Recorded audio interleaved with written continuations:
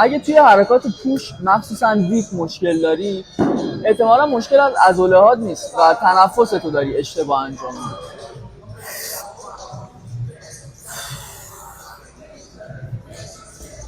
اشتباه اکثر ورزشکارا اینه که یا نفس نمیکشن کلا، یا اینکه نفسشون رو تو پایین‌ترین نقطه حرکت میدن بیرون.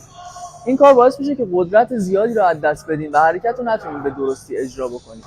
راه حلش اینه که باید نفستون رو در واقع خیلی بیشتر نگه دارید. نفستون رو میگیرید، نگه میدارید، میرید پایین و حداقل 3/4 مسیر رو میایین بالا، بعد نفستون رو میدین بیرون. دقت کن یه همچین حالتی میشه.